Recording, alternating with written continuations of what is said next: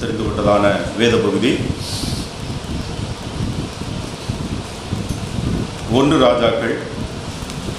ராஜாக்களின் புஸ்தகம் 19வது அதிகாரம் 1 10 மற்றும் 14 18 வரை உள்ள வசனங்கள்.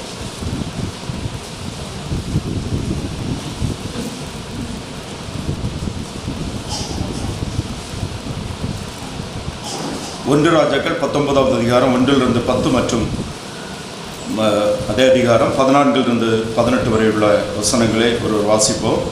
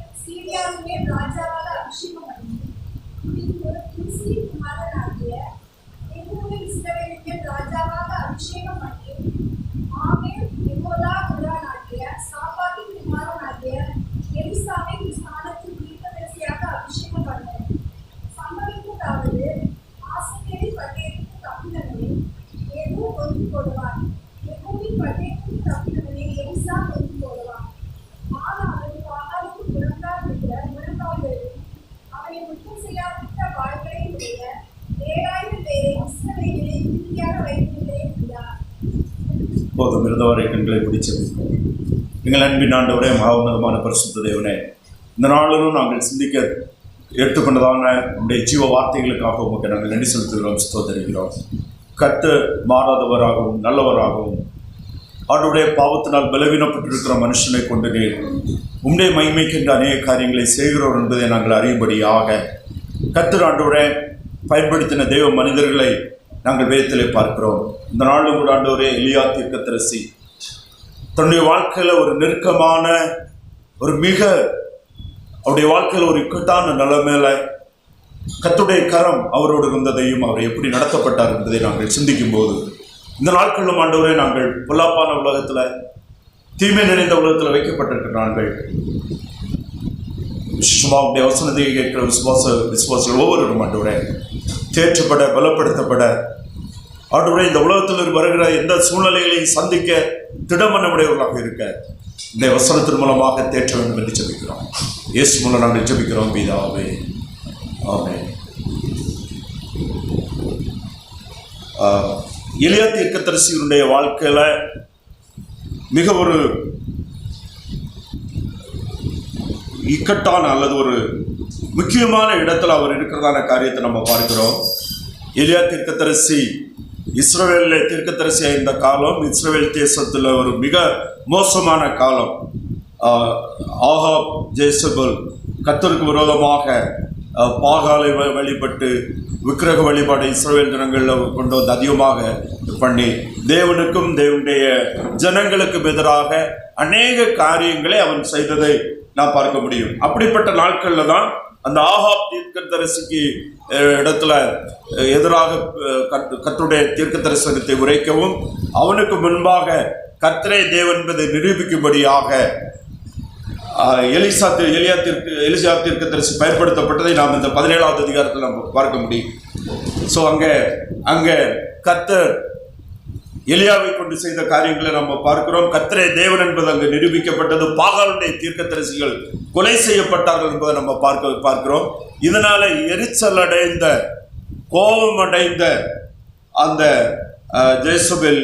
ஏசபேல் எலியாவை கொல்லும்படியாக ஆள் அனுப்பி அவரை தேடுகிறதான காரியத்தை நம்ம பார்க்கிறோம். அந்த சூழ்நிலையில தான் எலியா தீர்க்கதரிசி வாழ்க்கையில அவர் மிகவும் மிகவும் ஒரு மன சோர்வுக்கு நேராக அல்லது ஒரு மிகுந்த டிப்ரெஷனுக்குள்ளால எலியா தீர்க்கதரிசி கடந்து செல்லுகிறதான ஒரு அனுபவத்தை நம்ம பார்க்கிறோம். எலியா தீர்க்கதரிசி கர்த்தரால பயன்படுத்தப்பட்ட ஒரு மகா வல்லமையான தேவ மனிதன். ஆகாப் ஜேசபேலுக்கு பக்கத்துல போவதற்கே ஜனங்கள் பயப்படும் போது ஏசபேலுக்கு இடத்துல போய் இன்றைக்கு தேசத்துல இருக்கிற தீமைக்கு பஞ்சத்திற்கு நீயும் உன் தகப்பன் வீட்டாருமே காரணம் என்று தைரியமாய் பேசின தீர்க்கதரிசி இப்போது இந்த இதில் பார்க்கும்போது அவர் சொல்றாரு, நான் சாக வேண்டும், நான் எதுக்கு இருக்கிறேன்.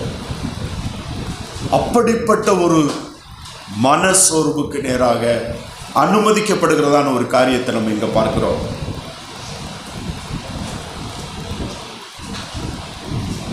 மனசோர்வு நம்முடைய வாழ்க்கையில கலக்கங்கள், மனசோர்வுகள் வருவதற்கு அநேக காரணங்கள் உண்டு.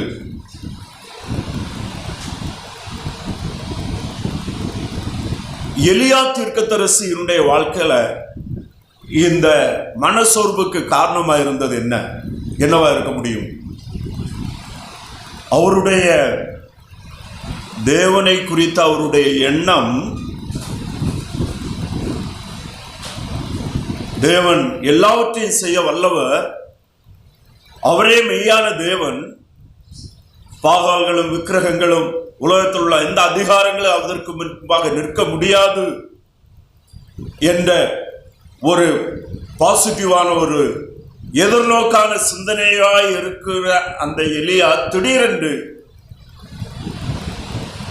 அவர் யாராலும் கைவிட்டது போல ஆண்டவராலும் கைவிடப்பட்டு மனுஷனாலும் கைவிடப்பட்டு மரணம் தன்னை நெருங்குகிறது என்கிற ஒரு நிலைமைக்கு நேராக அவர் கடந்து வருகிறார். இன்னும் அங்கே தேவனை கர்த்தர் மேல் விசுவாசமாக இருந்து கர்த்தரிடத்தில் உண்மையாக இருந்த ஜனங்களுக்கு நடக்கிற நிகழ்வுகள் தனக்கும் அங்கே உண்மையான தெய்வபக்தியுடைய ஜனங்களுக்கும், ஏனென்றால் அநேக தீர்க்கதரிசிகள் தேவனுடைய ஜனங்கள் கர்த்தரே ஆராதிப்போம் என்று சொன்னவர்கள் கொலை செய்யப்பட்டார்கள். இவைகளை பார்த்து அவர் ஒரு மிக மோசமான மன சோர்வுக்கு நேராக எலியா தீர்க்கதரிசி தள்ளப்படுகிறதான காரியத்தை நம்ம பார்க்கிறோம். இது நமக்கு கற்றுத்தருகிற காரியம் என்ன? இதிலிருந்து நம்முடைய விசுவாச வாழ்க்கைக்கு கற்றுக்கொள்ளுகிற காரியம் என்ன? நாம் ஆண்டவரை அறிந்திருக்கிறோம், ஆண்டவரை ஏற்றுக்கொண்டிருக்கிறோம், கர்த்தருக்காக செயல்படுகிறோம், கர்த்தருக்காக உண்மையுள்ளவர்களாக இருக்கிறோம். கர்த்தருக்காக சில அர்ப்பணமான தியாக காரியங்களை செய்திருக்கிறோம். ஆனாலும் நாம் மனிதர்கள் என்பதையும், நம்முடைய எண்ணங்களுக்குட்பட்டு நம்முடைய சிந்தனைகளுக்குட்பட்டு நாம் ஆராதிக்கிற தேவன் செயல்பட மாட்டார் என்பதையும் நாம் புரிந்து கொள்ள வேண்டும். நம்முடைய நீதி நியாயங்கள், நம்முடைய விருப்பங்கள், இந்த இடத்துல கர்த்தர் விதமாக மகிமைப்பட வேண்டும் என்று எண்ணுகிற விஷயத்துல, நியாயமான காரியங்கள்ல கர்த்தர் அமைதியாக இருக்கும்போது, கர்த்தருடைய செயலை நாம் பார்க்க முடியாமல் இருக்கும்போது, அது நம்முடைய வாழ்க்கையில் தனிப்பட்ட காரியங்களாக இருக்கலாம், அல்லது ஆண்டவரை குறித்த காரியம், சமூகம், உலகம், எந்த காரியங்களாக இருக்கலாம். நாம் நியாயம் என்று கருதுகிற காரியம், கர்த்தருக்காக இது இப்படி இருக்க வேண்டும் என்று நினைக்கிற காரியம், அது நடக்காமல் இருக்கும்போது நாம் ஜெபிப்போம், காத்திருப்போம். எந்த ஒரு பதிலும் இல்லாமல் இருக்கும்போது சில நேரங்களில் நாம் இப்படிப்பட்ட எலியாவை போல நாமும் கூட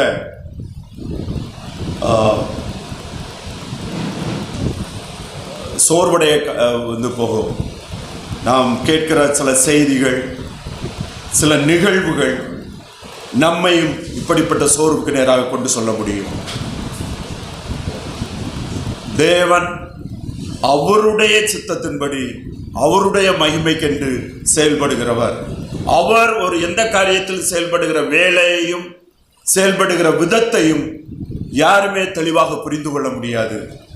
அவர் உண்மையுள்ளவர், அவர் மாறாதவர், அவர் எல்லாவற்றையும் ஆளுகிறவர், எல்லாவற்றையும் தமக்குடைய மகிமைக்கென்றே செய்கிறார் என்பதை அவருடைய வேதத்திலிருந்து நாம் கற்றுக்கொள்ள முடியும், விசுவாசிக்க முடியும். அந்த தேவனிடத்தில் விசுவாசத்தோடு காத்திருக்க முடியும். அவருடைய வேலையில செய்து அவர் மகிமைப்படுவாரே தவிர, நம்முடைய வேலையில நாம் சரியென்று நினைக்கிற காரியத்தை நாம் சரியென்று நினைக்கிற விதத்தில் செய்கிறவர் அல்ல. அதை நாம் தெளிவாக புரிந்து கொள்ள வேண்டும். வேதத்தில் அநேக காரியங்கள் நமக்கு கற்றுத்தருகிறது. ஆனால் உண்மையான காரியத்திற்காக, கர்த்தருக்காக நாம் சோர்வடையும் போது, கர்த்தருக்காக நாம் பின்னிட்டு செல்லும் போது கர்த்தர் நம்ம கைவிட மாட்டார். கர்த்தர் நம்மை அப்படியே விட்டு விட மாட்டார். நம்ம எப்படிப்பட்ட பலவீனத்தினால பின்வாங்கி நாம் தவறு கூட பண்ணினாலும் கூட கர்த்தர் நம்மை கைவிட மாட்டார். எலியா என்ன செய்கிறார் என்று பார்க்கும்போது, வனாந்தரத்தில் ஒரு நாள் பிரயாணம், ஒரு நாள் பூரா நடந்து போய் அங்கே ஒரு சூறச்சடிக்கை கீழே போய் ஒரு நாள் பூரா நடந்தால் எப்படி இருக்கும், எவ்வளோ டயர்டாக இருக்கும். டயர்டோட மனம் ஏற்கனவே ரொம்ப சோர்வாயாச்சு, சரீரமும் சோர்வாயாச்சு. அவருடைய விண்ணப்பம், நான் சாக வேண்டும். அவருடைய விண்ணப்பம், நான் சாக வேண்டும். அதாவது மன சோர்வடையும் போது எதெல்லாம் நடக்காது, எது தடைப்படும்? தூக்கம் இருக்காது, பசி இருக்காது. நீங்கள் டிப்ரெஷனுடைய சைன் வந்து நிறைய பேருக்கு என்ன செய்யாது, தூக்கம் வராது, மன போராட்டம். ரெண்டாவது என்ன வராது, தூக்கம் வரலன்னா என்ன வராது, அதிகமாக சோர்வடையும் போது சாப்பிட்றதுக்கு பசியும் இருக்காது. ஆனால் எலியா நல்லா தூங்குறாரு. அந்த வேளையிலையும் தேவதூதன் வந்து தட்டி எழுப்பி சாப்பிடுன்னு சொன்னப்போ உடனே எடுத்து என்ன செய்கிறார், நல்லா அடிக்கிறார், சாப்பிட்றாரு. நீங்கள் பாருங்கள், நான் சாக வேண்டும் என்று கூறி, போதும் கர்த்தாவே, என் ஆத்துமாவை எடுத்துக்கொள்ளும், நான் என் பிதாக்களை பார்க்கலும் நல்லவன் அல்ல என்று சொல்லி ஒரு சூறைச்செடியின் கீழ் படுத்துக்கொண்டு நித்திரை பண்ணினான். அப்பொழுது ஒரு தூதன் அவனை தட்டி எழுப்பி, எழுந்திரு, போஜனம் பண்ணு என்றார்.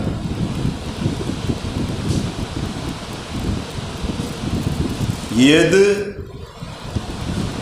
மனத்தளர்வுனால, மன பலவீனப்படும் போது நடக்குமோ அது எலியாவுக்கு என்ன செய்யலை, நடக்கலை. தூக்கம் வராது, அவனுக்கு நல்ல தூக்கம் வருது. தேவன் வந்து அவரை தட்டி எழுப்பினால் பிறகுதான் என்ன செய்யுது, தூக்கம் வந்து. நீங்கள் பார்த்தீங்கன்னா மலம் பயங்கர போராட்டத்தோடு படுத்தா லைட்டாக சின்ன சத்தம் கேட்டால் நம்ம என்ன செய்திருவோம், எழும்பிடுவோம். இங்கே தேவதூதன் வந்து என்ன செய்தார்? தட்டி தான் எழுப்பினார். அவருக்கு நல்ல தூக்கம். அடுத்து சாப்பாடு இருக்குன்னு சொன்ன உடனே என்ன செய்தாச்சு? வாங்கி அடிச்சாச்சு. பொதுவாக சோர்வடைந்து இருக்கிறவங்கள்ட்ட சாப்பிட சொன்னால் வேண்டான்னு சொல்லுவாங்க. எலியா என்ன செய்கிறாரு? நல்லா சாப்பிட்றாரு. ஸோ அந்த இடத்துல எலியாவின் தேவன் எலியாவோடு தான் இருக்கிறார். ஆனால் எலியா மாம்சத்தில் பலவீனமுடையவன் என்பதையும், அதான் நீங்கள் நிறைய பேர் என்னன்னா ஆவிக்குரிய பிரகாரமாக நம்ம பயன்படுத்தப்படுகிறதுனாலேயோ, அனுபவம் உள்ளவர்களாக இருக்கிறபடினாலேயோ, கத்திடத்தில் நெருங்கி வாழுகிறபடினாலேயோ, நாம் பலவீன மாம்சத்திலிருந்து, மாம்ச உணர்வு தன்மைகளிலிருந்து நாம் விடுதலைப்பட்டு விட்டோம், மாற்றப்பட்டு விட்டோம், அல்லது ஒரு சிலர் மாற்றப்பட்டு இருக்கிறார்கள் என்று நாம் நினைக்கக்கூடாது. மனிதர்கள் எல்லாருமே உயிரோடு இருக்கிற நாள் வரையிலும் மனித மாம்ச குறைவோடும் பலவீனங்களோடு தான் வைக்கப்பட்டு இருக்கிறாங்க. அதனால தான் மனிதனை நம்புவதற்கு அவன் ஏமாத்திரம். மனிதனை நம்பாம கர்த்தர் மேல் பற்றுதலா இருப்பதே நலம். மனிதனை மண் என்று எப்போதும் சொல்லுகிறார்.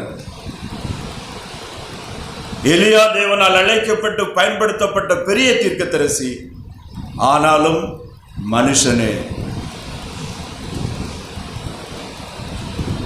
நாம் அநேக வேளையில் நான் ஆண்டவருக்காக தியாகம் பண்ணினேன், ஆண்டவருக்காக அர்ப்பணம் பண்ணினேன், ஆண்டவருக்காக நான் இவைகளை விட்டு கொடுத்தேன், ஏன் என்னுடைய வாழ்க்கையில் இது சம்பவிக்க வேண்டும் என்கிற கேள்வி இன்றைய அநேக விசுவாசிகள் இருக்குது.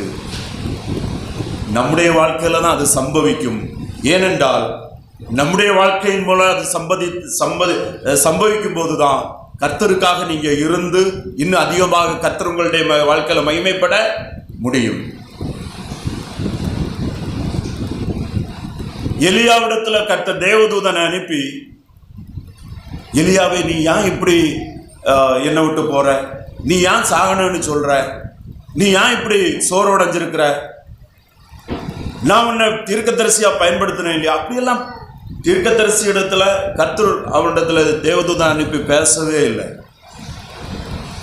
அவனை எழுப்பி சாப்பிட சொல்லிட்டு, முதல்ல எழுப்பி சாப்பிட சொல்லிட்டு திரும்ப தூங்க விட்டுட்டார். இங்க பாருங்க, அவன் விழித்து பார்த்தபோது இதோ தணலில் சுடப்பட்ட அடையும் ஒரு பாத்திரத்தில் தண்ணீரும் அவன் தலைமாட்டில் இருந்தது. அப்பொழுது அவன் புசித்து குடித்து திரும்ப படுத்து கொண்டான்.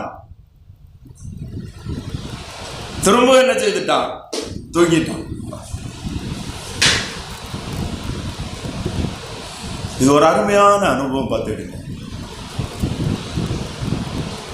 கர்த்தர் நம்முடைய உட்கார்தலையும் எழுந்திருக்கலையும் அறிந்திருக்கிறார். 139வது சங்கீதத்தை படிச்சு பார்த்தீங்கன்னு சொன்னா, நாம் அவருடைய சமூகத்தை விட்டு எங்கே போவோம்? பாதாளத்திலே படுகை போட்டாலும் அவர் அங்கே இருக்கிறார். எங்கே அவருடைய சமூகத்தை விட்டு நம்ம என்ன செய்ய முடியாது? ஒழித்துக் கொள்ள முடியாது. கர்த்தர் நம்மை அறிந்திருக்கிறார், நம்முடைய தேவை அறிந்திருக்கிறார். கூப்பிடுகிற காக்கை குஞ்சுக்கு ஆகாரம் கொடுக்கிற கர்த்தர் நமக்கு ஏற்ற வேளையில் ஆகாரங்களையும் ஏற்ற வேளையில் தேவையான நன்மைகளையும் தருவதற்கு கர்த்தரால முடியும். பூமி இருக்குமேயானால், பூமியிலே மக்கள் இருப்பார்களே ஆனால் அந்த மக்கள் போஷிக்கப்படுவார்கள். இப்போ விஞ்ஞானிகள் எல்லாம் சொல்லிட்டு இருக்கிறாங்க, குளோபல் வார்மிங் இனி கொஞ்ச நாளையில் அது அழிஞ்சு போயிடும், மனுஷன் வாழ முடியாத எங்கெல்லாம் ஆயிரும். நேற்றுக்கு ஒரு விஞ்ஞானி சொன்னாங்க, 100 வருஷத்துக்குள்ளால சென்னை, மும்பை, கொச்சின் அப்படின்னு பல நகரங்கள் எல்லாம் தண்ணிக்குள்ளால போயிடும் அப்படின்னு சொல்லிட்டு அவங்க ஒன்று சொன்னாங்க. ரொம்ப துல்லியமான விஞ்ஞானம் சொல்லுது. ஒருவேளை நீங்க இதை நம்பாம இருந்தா, அப்படி நெகட்டிவா நடந்துட்டா நல்லது, விஞ்ஞானம் பொய்யா போகணும்னு தான் நாங்க நினைக்கிறோம், ஏன்னா அவ்வளவு பெரிய ஆபத்துன்னு சொல்லிட்டு. ஆனா விஞ்ஞானத்தையும் விஞ்ஞானத்துக்கு எல்லாவற்றையும் ஆளுகை செய்கிற தேவன் நமக்கு என்ன செய்கிறாரு? இருக்கிறார். மனுஷனுக்கு ஆகாரம் கொடுக்க தேவனால முடியும். பூமி இருக்குமே ஆனால், நாமும் உயிரோடு இருப்போமே ஆனால் கர்த்தருடைய சுத்தமான ஆகாரங்களை நாம் கர்த்தருடைய கையில் இருந்து என்ன செய்வோம், பெற்று கொள்ளுவோம். ஸோ அந்த இடத்துல நீங்க பாருங்க, தழலில் சுடப்பட்ட அடை, ஏன்னா தீயில சுடப்பட்ட கரிஞ்சிருக்கும். ஆண்டவர் போஷிக்கும் போது பர்ஃபெக்டா இருக்கும். கரிஞ்சதையும் கொஞ்சம் சைடு பொட்டுனதெல்லாம் தரமாட்டாரு. அழகானது தேவையான சூடுல அது எப்படி இருந்திருக்கும், நல்ல பொரிஞ்சு அது கோல்டன் கலர்ல இருந்த அழகான அடை அது. அதான் சொல்லுகிறார், தழலில், தீயில் அல்ல. தீயில போட்டா என்ன செய்திருக்கோம், கரிஞ்சிருக்கும். நல்ல தெளிவான அதை நீங்க பாருங்க, கர்த்தர் கொடுக்கிறது பர்ஃபெக்டா இருக்கும். அமர்ந்த தண்ணீரில் நடத்தி, ஓடுகிற தண்ணியில பிடிச்சு பிடிச்சு தான் குடிக்கணும், கஷ்டம். அமர்ந்த தண்ணின்னா தேவைக்கு அமைதியா நின்று செய்யலாம், கொடுக்கலாம். கர்த்தரிடத்திலிருந்து வருகிற ஆசீர்வாதம் என்பது மிக தெளிவானது, பரிபூர்ணமானது, மேன்மையானது. கர்த்தர் நம்முடைய தேவைகளை அறிந்து என்ன செய்கிறாரு, தருகிறாரு. அவனை சாப்பிட சொன்னாரு, தண்ணியை குடிக்க சொன்னாரு, வேற ஒண்ணுமே சொல்லல. அவன் திரும்ப என்ன செய்தான், படுக்க போயிட்டான். அவனுக்கு இன்னும் தூக்கம் தேவை, படுத்துக்க அனுமதிச்சுட்டாரு.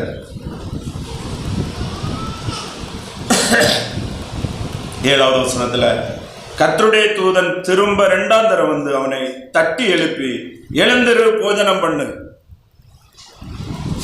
திரும்ப அவன் எப்படிப்பட்ட தூக்கம்னு பாருங்க, அருமையா தூங்குறான். ஆண்டவர் அவனுக்கு சுகநித்திரையை கொடுத்திருந்தார். கர்த்தர் தமக்கு பயந்தவர்களுக்கு சுகநித்திரை என்ன செய்தாரு, கொடுக்கிறார். எழுந்திரு, போஜனம் பண்ணு. திரும்ப 2ஆம் தரம் அவனை தட்டி எழுப்பி, எழுந்திரு, போஜனம் பண்ணு, நீ பண்ண வேண்டிய பிரயாணம் வெகு தூரம் என்றார். அப்பொழுது அவன் எழுந்திருந்து புசித்து குடித்து அந்த போஜன பலத்தினால் 40 நாள் இரவும் பகலும் ஒரே பெண்ணும் தேவனுடைய பர்வதம் மட்டும் நடந்து போனான் என்று நம்ம அங்கே பார்க்கிறோம்.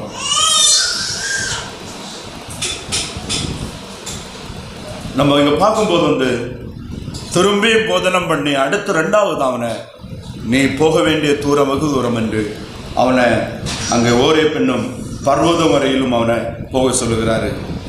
9வது வசனத்தில், அங்கே அவன் ஒரு கபிக்கு போய் தங்கினான்.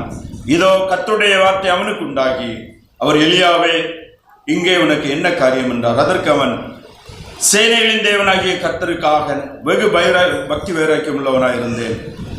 இஸ்ரவேல் புத்திரர் உமது உடன்படிக்கையை தள்ளிவிட்டார்கள், உமது பலிபீடங்களை அடித்து உம்முடைய தீர்க்கதரிசிகளை பட்டயத்தினாலே கொண்டு போட்டார்கள்.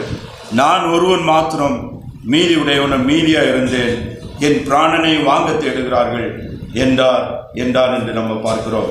இங்கே நாம் பார்க்கும்போது 2வது போதனம் பண்ணி அங்கே கெபியில போய் இருந்த பிறகுதான் கர்த்தர் அவன்கிட்ட பேச ஆரம்பிக்கிறாரு. அவன்கிட்ட கேட்கிறாரு கர்த்தர், இங்கே உனக்கு என்ன காரியம் என்றார். அப்போதான் எலியா சொல்றான், ஆண்டவரே, நான் கர்த்தருக்கு மிகுந்த பக்தி வைராக்கியம் உடையவனாக இருந்தேன்.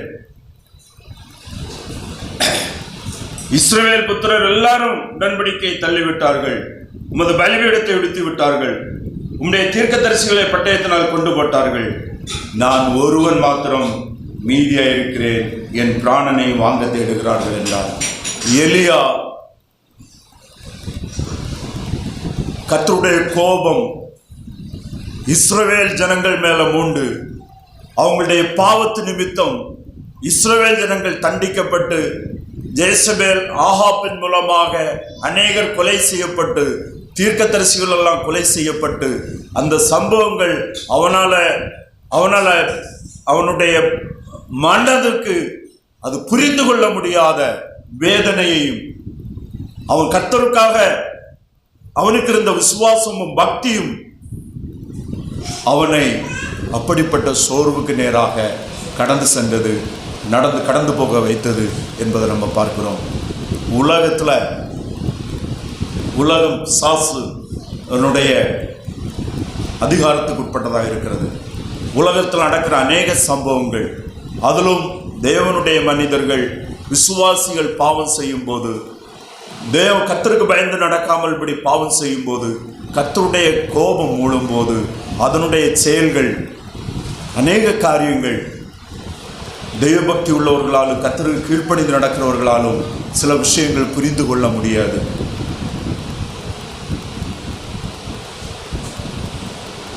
நமக்கும் கூட இன்றைக்கு உலகத்தில் நடக்கிறது, நம்முடைய தேசத்தில் நடக்கிறது. ஏன்னா நம்ம நிறைய காரியங்களுக்காக விசுவாசிகள் அதிகமாக ஜெபித்த ஆண்டவரிடத்தில் கேட்ட அநேக காரியங்கள் கூட அது நடக்காமல் இருக்கும்போது பலவிதமான கேள்விகள் நமக்குள்ளாலேயும் வருகிறத நம்ம பார்க்க முடியும். அவன் சொல்றான், நான் மட்டும்தான் இருக்கிறேன் அப்படின்னு சொல்லிட்டு. ஆனால் கர்த்தர் அப்பா ஒன்றத்தில் பேசல. அவனை அந்த சோர்விலிருந்து கர்த்தர் மீட்டு கொண்டு வருகிறாரு. 14வது வசனம் 15 வசனங்கள் ஒரு வாசிப்போம்.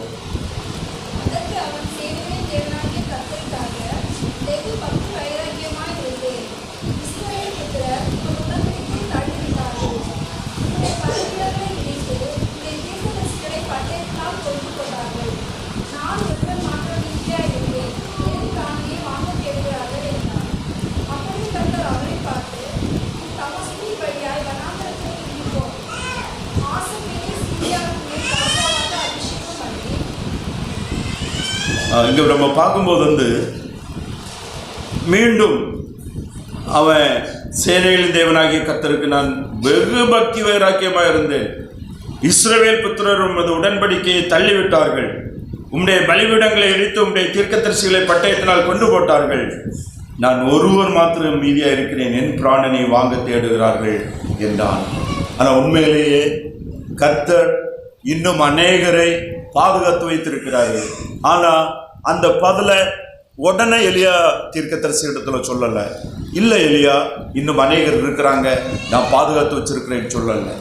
மாறாக எலியா தீர்க்கதரிசி இடத்துல கர்த்தர் என்ன சொல்லுகிறார் என்று பார்க்கும்போது, கர்த்தர் அவனை பார்த்து, நீ தமஸ்கின் வழியை வனாந்தரத்துக்கு திருப்பி போய் ஆசகேலை சிரியாவின் மேல் ராஜாவாக அபிஷேகம் பண்ணி, பின்பு நெம்சியின் குமாரனாகிய யெகூவை இஸ்ரவேலின் ராஜாவாக அபிஷேகம் பண்ணி, ஆவேல் மெகோலா ஊரானாகிய சர்பாத்தின் குமாரனாகிய எலிசாவை உன் ஸ்தானத்தில் தீர்க்கதரிசியாக அபிஷேகம் பண்ணு அப்படின்னு சொல்லிட்டு, கர்த்தர் எலியா தீர்க்கதரிசியை எதற்காக அழைத்து அவனை ஒரு தீர்க்கதரிசியாக தேவனுடைய மனுஷனாக இம்மட்டும் பயன்படுத்தினாரோ அதுபோல மீண்டும் நீ இந்த காரியங்களை செய் என்று அவனிடத்துல சில காரியங்களை செய்யும்படியாக அவனை இடத்துல சொல்லுகிறதான காரியத்தை நாம் பார்க்கிறோம். ஸோ இந்த இடத்துல என்ன சொல்லப்படுகிறது என்னன்னா, எலியா உன்னுடைய பலவீனம், எலியா நான் சாக வேண்டும் என்று சொன்னது, எலியா ஆண்டவரை விட்டு நான் ஓடிடலான்னு போனது, இந்த காரியங்களை எல்லாம் கர்த்தர் என்ன செய்யலன்னு சொன்னா கணக்கில் எடுத்துக்கொள்ளவில்லை.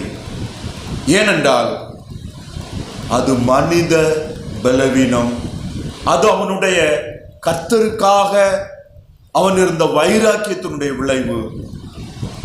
ஆண்டவர் அவனை கைவிடல, அவனை ரெஸ்டோர் பண்ணாரு, திருப்பி எடுத்து கொண்டு வந்தாரு. அவனிடத்துல இன்னும் நீ தீர்க்கதரிசி, இன்னும் நீ மற்றவர்களை கர்த்தருக்கென்று அபிஷேகம் பண்ண நியமனம் பண்ண தகுதியுடையவனாகவே இருக்கிறார் என்பதை எலியாவிடத்துல உணர்த்துகிறதான காரியத்தை நம்ம பார்க்கிறோம். நாம் நம்முடைய வாழ்க்கையில் சில காரியங்கள்னால சோர்வடைஞ்சு இனி போதும், ஆண்டவருக்காக என்ன செய்து என்ன பிரயோஜனம் இல்லை, நம்ம இனி இதுக்கு மேலே என்னதான் செய்ய முடியும், இனி இதுக்கு மேலே ஆண்டவருக்கு நான் எப்படி உண்மையுள்ளவனா இருக்க முடியும், இனி இதுக்கு மேலே எதுக்கு நான் எப்படி நான் ஆண்டவருக்காக பேச முடியும். நிறைய வேளையில் நம்முடைய ஹியூமன் லிமிட்டேஷன்ஸ், அறிவுல குறைவுடையவர்கள், மாம்சத்தில் பலவீனமுடையவர்கள், நிறைய விஷயங்களில் பலவீனமுடையவர்கள், நம்முடைய குறைவுகளும் நம்முடைய பலவீனங்களும் நம்மை ஆண்டவருடைய காரியங்களிலிருந்து கூட நாம் செய்ய தகுதியற்றவர்கள், செய்ய முடியாது. எதுக்கு செய்யணும்? கர்த்தர் ரட்சிக்கிறதா இருந்தால் அவர் ரட்சிக்கிறட்டும், ஆண்டவர் இதை செய்யணும்னா செய்யட்டும், என்ன கொண்டு முடியாது, நான் எம்மாத்திரம், இப்படிப்பட்ட எண்ணங்கள் நம்முடைய வாழ்க்கையில் வர முடியும், வந்திருக்கலாம். அப்படி சோர்வடைந்து கூட சில காரியங்கள் இருக்கலாம், சில காரியங்கள் நிமித்தம். ஒரு நாளுமே கர்த்தருடைய காரியங்களிலும் நடக்கிற காரியங்களின் அடிப்படையில் நாம் கர்த்தருடைய செயல்களை நாம் தீர்மானித்து விட முடியாது, புரிந்து கொள்ள முடியாது. ஆனால் அவர் எல்லாவற்றுக்கும் மேலாக ஆளுகையையும் வல்லமையும் கனத்தையும் மகிமையும் அவர் வைத்திருக்கிறவர். எல்லாவற்றையும் தன்னுடைய மகிமைக்கென்று செய்கிற தேவனாக இருக்கிறார் என்பதை நம்ம பார்க்க முடியும். ஸோ இங்கே நம்ம பார்க்கும்போது அபிஷேகம் பண்ணி என்று சொன்னார். அடுத்து நம்ம பார்க்கிறோம், சம்பவித்ததாவது ஆசகேலின் பட்டயத்திற்கு தப்பினவனை எகு கொண்டு போட்டான், எகுவன் பட்டயத்துக்கு தப்பினவனை எலிசா கொண்டு போட்டான். ஆனாலும் பாகாலுக்கு முடங்காதிருந்த முழங்கால்களையும் அவனை முத்தம் செய்யாதிருந்த வாய்களையும் உடைய 7000 பேரை இஸ்ரவேலிலே மீதியாக வைத்திருக்கிறேன் என்றார். இப்ப கடைசியாக தான் எலியா தீர்க்கதரிசி இடத்துல கர்த்தர் சொல்லுகிறார், பாகாலுக்கு முழங்கால் இடாதிருக்கிற முழங்கால்களையும் அவனை முத்தம் செய்யாதிருக்கிற வாய்களையும் உடைய 7000 பேரை இஸ்ரவேலிலே நான் மீதியாக வைத்திருக்கிறேன் என்றார். எலியா தீர்க்கதரிசியுடைய சோர்வுக்கு காரணம், நான் மாத்திரம்தான் இருக்கிறேன், நான் என்ன செய்ய முடியும் அப்படின்னு. அதுதான் அவனுடைய சோர்வுக்கு முக்கியமான காரணம். எல்லாரும் போயிட்டாங்க, எல்லாம் அழிஞ்சு போச்சு. ஆனால் அது அவனுடைய பலவீனம், அது அவனுடைய குறைவு. நாம் அநேக வேளையில் நினைக்கிறோம், சில நல்ல மனிதர்கள் தோல்வி அடையும் போது,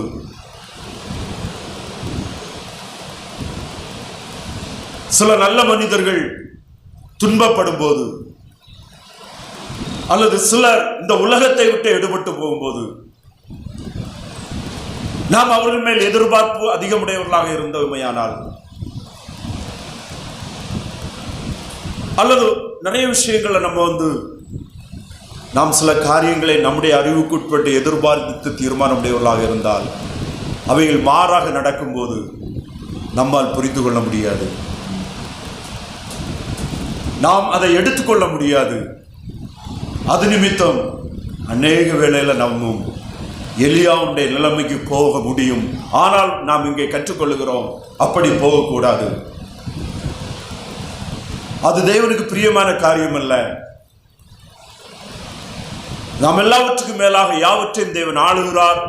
கர்த்தர் எல்லாவற்றையும் தம்முடைய மகிமைக்கு நடத்துகிறார். அவர் எல்லா காரியங்களிலும் கர்த்தர் மகிமைப்பட முடியும்.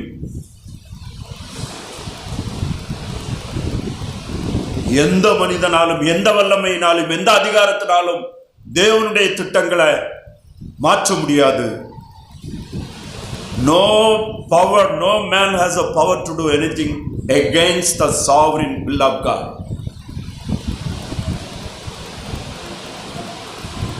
ஆண்டவராகிய இயேசு கிறிஸ்து இந்த உலகத்தில் இருக்கும்போது அவர் நேசித்த மார்த்தாள், மரியாள், லாசரு குடும்பம், ஆண்டவராகிய இயேசு கிறிஸ்து அங்கே இல்லாது இருக்கும்போது லாசரு வியாதிப்பட்டான், மரித்து போனான். லாசருடைய சகோதரிகளுடைய வார்த்தை என்னவென்றால், அவர் இங்கு இருந்திருந்தால் என் சகோதரன் மரித்திருக்க மாட்டான். அவருடைய விசுவாசம் லாசருடைய வியாதியை கிறிஸ்து இருந்திருந்தால் சுகமாக்க முடியும் என்பது. ஆண்டவராகிய இயேசு கிறிஸ்து அதை கேள்விப்பட்ட போது என்ன சொன்னார்? தேவனுடைய நாமம் மகிமைப்படும்படி இவைகள் நடக்கிறது. It is for the glory of God அப்படின்னு சொன்னாங்க. ஆண்டவராகிய இயேசு கிறிஸ்து 4 நாளைக்கு பின்பு அங்கே வரும்போது அவர்கள் சொன்ன வார்த்தை, ஆண்டவரே நீர் இங்கே இருந்திருந்தால் என் சகோதரன் மரித்திருக்க மாட்டான் என்பது. ஆனால் மரித்து 4 நாளான லாசருவை 4 நாளுக்கு பின்பு உயிரோடு எழுப்பி கிறிஸ்து இயேசுவிலே விசுவாசமாய் இருக்கிற உங்களையும் என்னையும், இன்னும் பழைய ஏற்பாட்டின் காலத்தில், கிறிஸ்துவுடைய காலத்தில், அப்போஸ்தலருடைய காலத்தில் இருந்த விசுவாசிகளையும் ஒரு நாள் கர்த்தர் உயிரோடு எழுப்புவார் என்பதற்கு சாட்சியாக என்னை விசுவாசிக்கிறவர் மரித்தாலும் பிழைப்பான் என்பதை, அந்த தெய்வீக தேவனுடைய திட்டத்தை, தேவனுடைய சத்தியத்தை வெளிப்படுத்தும்படியாக ஆண்டவராய் இயேசு கிறிஸ்து லாசருடைய கல்லறைக்கு முன்னால் நின்று என்னை விசுவாசிக்கிறவன் மரித்தாலும் பிழைப்பான் என்று சொல்லி லாசருவே வெளியே வான்னு சொன்னார். லாசரு வெளியே வந்தான். நம் ஒவ்வொருடைய பெயர்களும் ஒரு நாள் பரலோகம் சொல்லும் எழும்பு என்று நாம் என்ன செய்வோம்? எழும்புவோம், ஆண்டோர் மகிமைப்படுவதற்காக. தேவன் எல்லாவற்றையும் தன்னுடைய மகிமைக்கு என்று சொல்லி செய்கிறவர். எல்லாம் அவருடைய கட்டுப்பாட்டுக்குள் இருக்கிறது. அவர் எல்லாவற்றையும் பரிசுத்தத்தோடும் நீதியோடும் நியாயத்தோடும் செய்கிறவராக இருக்கிறார். அவர் எல்லாவற்றையும் அறிந்திருக்கிறவர், எல்லாவற்றையும் ஆளுகிறவர், எல்லாவற்றுக்கு மேல் வல்லமையும் அதிகாரங்களை உடையவர். அவர் பாவத்து நிமித்தம் தண்டிக்கிறவரும், எல்லாவரையும் எந்த பாவம் தண்டிக்கப்படும். ஆனாலும் அவர் தம்முடைய உண்மையின்படி, தன்னுடைய உடன்படிக்கையின்படி வாக்குத்தத்தம் பண்ணினவர்களை பாதுகாக்கிறவரும் காப்பாற்றுகிறவரும், அவர் எல்லாவற்றையும் அவருடைய சித்தத்தின்படி செய்கிற தேவனுமாக இருக்கிறார். நாம் மனிதர்கள் என்பதும், நாம் பலவீனர்கள் என்பதும், நாம் குறையுடையவர்கள் என்பதை அறிந்தே கர்த்தர் நம்மை அவருக்கென்று அழைத்திருக்கிறார். எலியா தீர்க்கதரிசிய ஆகாபிடத்திலையும் ஏசபேலிடத்திலையும் போய் நீ பேசு, இஸ்ரவேலிலே மழை இல்லாமல் இருப்பதற்கு நீயும் உன் தகப்பன் விட்டாருமே காரணம் என்று பேசு. நான் இஸ்ரவேலின் தேவனே தேவன் என்பதை இன்றைக்கு நிரூபிக்கப் போகிறேன் பாகாலுடைய தீர்க்கதரிசிகள் முன்பாக என்று அங்கே அனுப்பின போது அவன் போனான், பேசினான், நின்றார். கர்த்தர் மகிமைப்பட்டார்.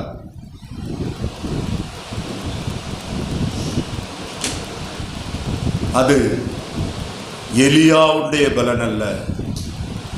எலியாவல்ல அதை செய்தாரு, எலியாவின் தேவன். நாம் கர்த்தருக்காக வாழ்வதும், கர்த்தருக்காக எதையாவது செய்ய முடியுமே ஆனால் அது கர்த்தரால் முடியுமே தவிர நம்மால் முடியாது. எந்த மனிதர்களும் மனிதர்களே, பலவீனர்களே, குறைவுடையவர்களே, நாமும் சோர்வடைய முடியும், நாமும் பலவீனப்பட முடியும். நாமும் அநேக கேள்விகளை நமக்கு எழுப்பி, ஏன் ஆண்டவரே, ஏன் ஆண்டவரே என்று கேட்க முடியும். கர்த்தர் எலியாவுக்கு கர்த்தருடைய தூதனை அனுப்பி அவனோடு பேசினார். இன்றைக்கு நமக்கு அவருடைய வார்த்தையின் மூலமாக பேசுகிறார். நீங்கள் வேதத்தை வாசியுங்கள், நன்றாக தியானம் பண்ணுங்கள். அநேக கேள்விகளுக்கான பதிலை வேதம் நமக்கு தரும். கர்த்தருடைய வார்த்தையை தெளிவாய் பிரசங்கிக்கிற வாசனங்களை, செய்திகளை கேளுங்கள். கர்த்தர் உங்களோடு பேசுவார். சோர்வடைந்திருக்கிற பகுதிகள், பலவீனப்பட்ட பகுதிகள் கர்த்தருடைய வசனத்தினால், கர்த்தருடைய ஜீவ வார்த்தையை கொண்டு பரிசுத்த ஆவியானவர் உயிர்ப்பித்து பலப்படுத்துவார்.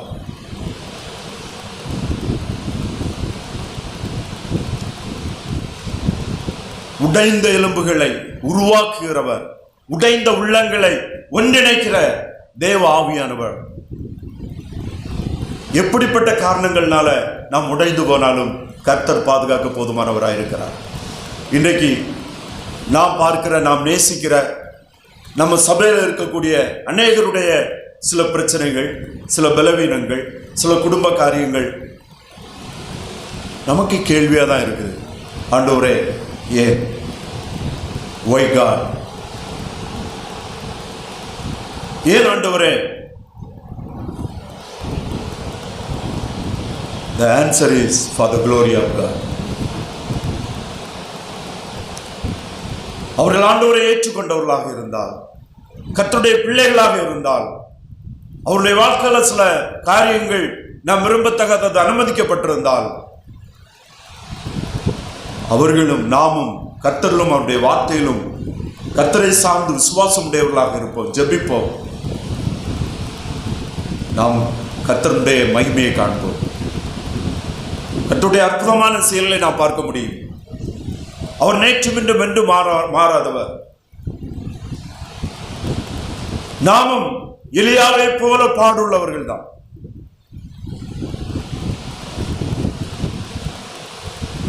கர்த்தரால் பயன்படுத்தப்பட்ட எந்த தெய்வ மனிதர்களும்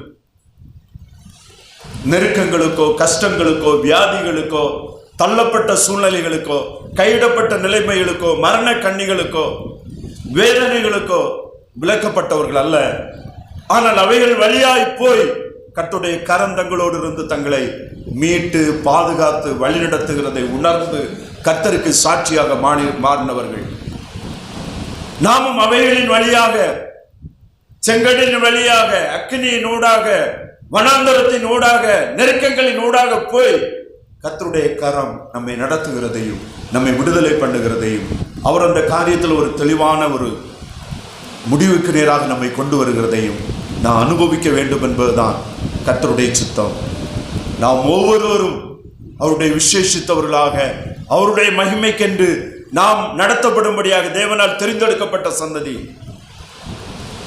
அவருடைய ராஜரிய ஆசாரிய கூட்டம், அவருடைய தீர்க்கதரிசிகள், அவருடைய ராஜாக்கள், அவரால் தெரிந்தெடுக்கப்பட்ட ஜனம்.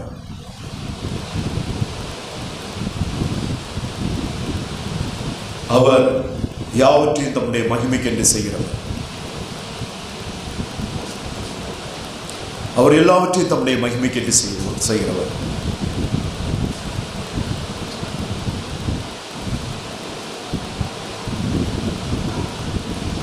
நாம் எல்லாவற்றையும் புரிந்து கொள்ள மாட்டோம்.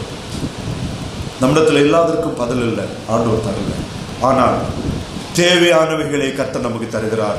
எல்லா சூழ்நிலைகளிலும் தேவையானவைகளை கர்த்தர் அந்த நெருக்கத்தில் நாம் வாழ்வதற்கும் அதை கடந்து வருவதற்கும் பலன் தருகிற தேவனாக இருக்கிறார். எல்லா சூழ்நிலையிலும் கர்த்தர் நடத்துவார். எலியா போய் அங்க தூர போய் பிரயாணம் பண்ணி போய் சூறைச்செடிகளை இருந்து, இனி என்னை யாரும் பார்க்க மாட்டாங்க, நான் இங்கே இருந்து செத்துடலாம். நோ, அவருக்கு மறைவாக நாம் எங்கே போவோம்?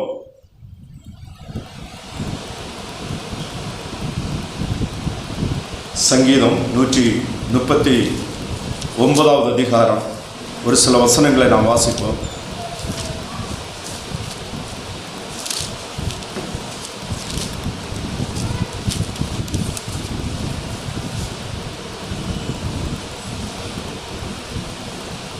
ஏழாவது வசனத்திலிருந்து ஒரு சில வசனங்களை வாசிப்போம். சங்கீதம் 139.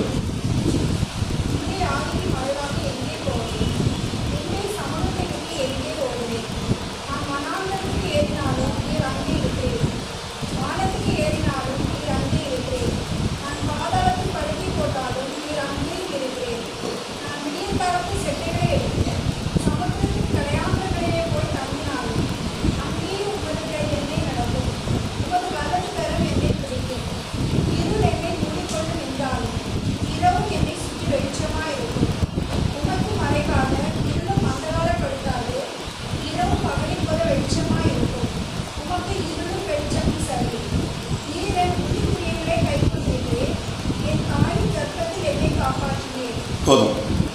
நம்ம தெளிவாக ஆண்டவருடைய ஆளுகை, அவர் எங்கும், அவருக்கு மறைவாக நான் எங்கே போவேன்? நான் விடிய காலத்து சட்டைகளை எடுத்து சமுத்திரத்தின் கடையாந்திரங்களே போய் தங்கினாலும் அங்கே உமது கை என்னை நடத்தும், உமது வலது கரம் என்னை பிடிக்கும். எலியா ஒரு நாள் பிரயாணம் பண்ணி தூரம் போய் படுத்து யாரும் காண மாட்டேன்னு சொல்லி அங்கே படுத்து கொண்டாலும் அங்கே ஒரு கரம்பை அவனுடைய முதுகில் தட்டும். எலியாவே நீ எழும்பு, எலியாவே நீ சாப்பிடு, எலியாவே எலும்பு சாப்பிடு, அவ்வளோதான். அதுக்கப்புறம் ஒன்றும் கொடுக்கல, திருப்பியும் படுத்துக்கிட்டான். ஏன் படுத்துக்கிட்ட கேட்கலாண்டு. He need more rest, let him rest.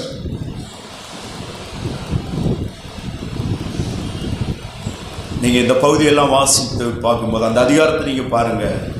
எலியாவிடத்தில் கர்த்தர் அன்றைக்கும் அதுக்கு பிறகு ஏண்டான்னு கேட்கல. ஏன்? எலியா நம்மை போல பாடுள்ள மனிதன்.